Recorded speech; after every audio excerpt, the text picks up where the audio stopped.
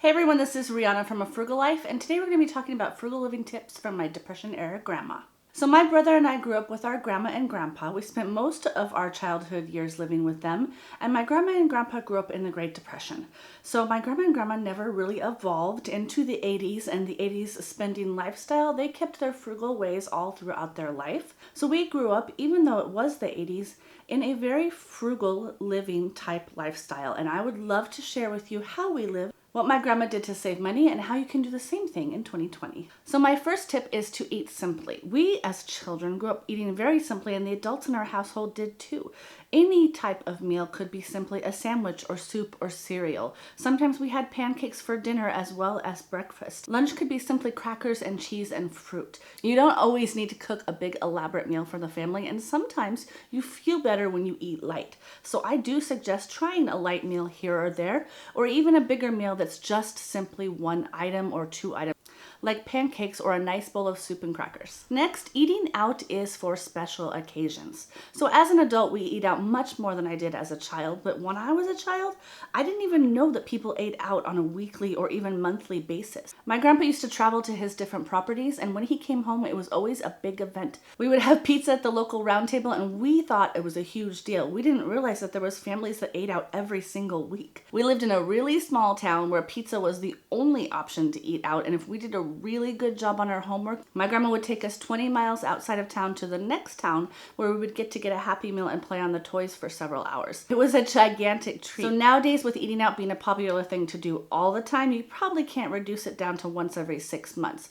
but you can kind of turn the tide in your family to make eating out a very special occasion only for birthdays or holidays, and that'll save you a ton of money. So I am the first to admit this would never work for me now because I am a Dr. Pepper addict, but when I was a child, we did not have soda in the house. We didn't even know it was a thing to have soda in the house.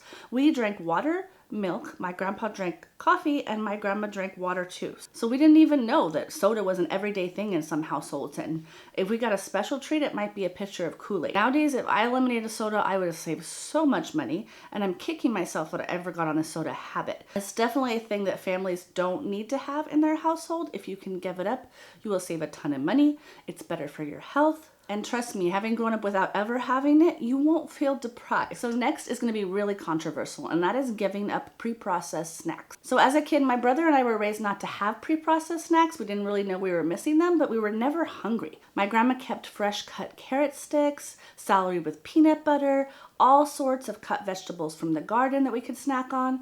If we were really hungry, she would say, just go get a nice piece of toast.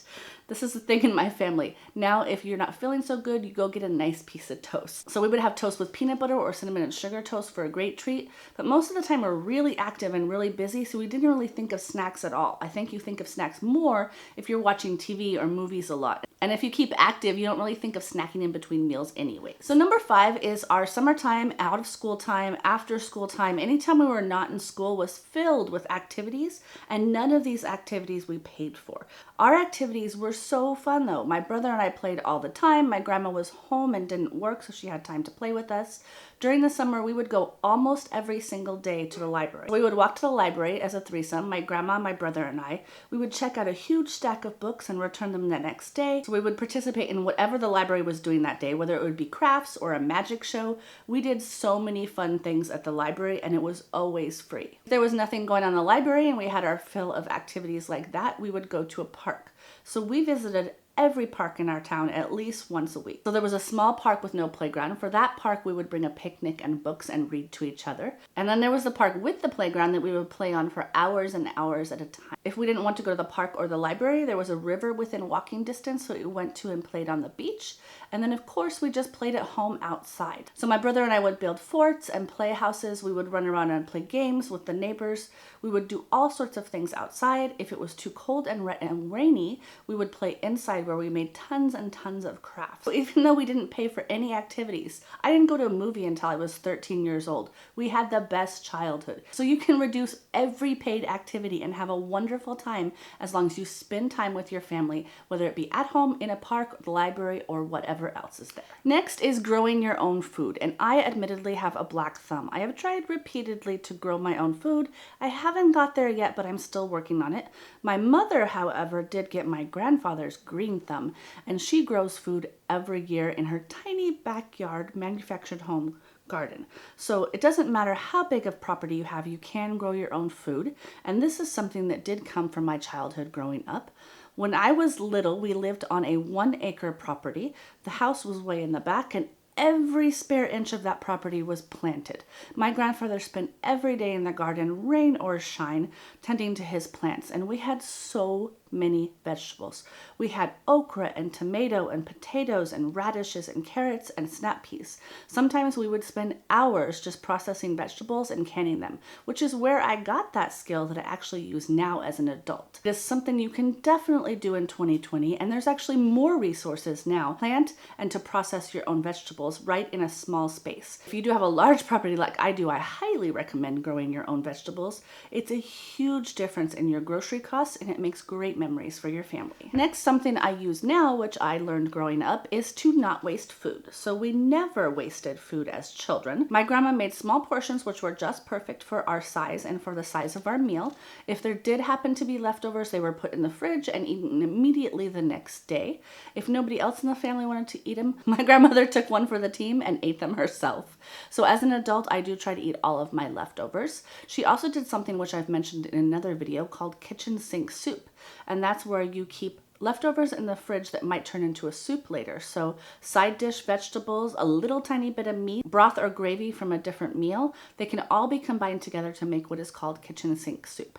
It is always different. It uses up all your leftovers and it's always delicious. One of the things I loved as a child was crafting with my grandmother. She was actually an artist who painted wonderful oil paintings, but she also used those skills to upcycle, mend, and repair things. If there was a huge spot on the throw rug, she literally painted giant flowers over it and continued to use it. She had furniture for years and years, even decades, because she would repair it, she would repaint it, she would take care of it.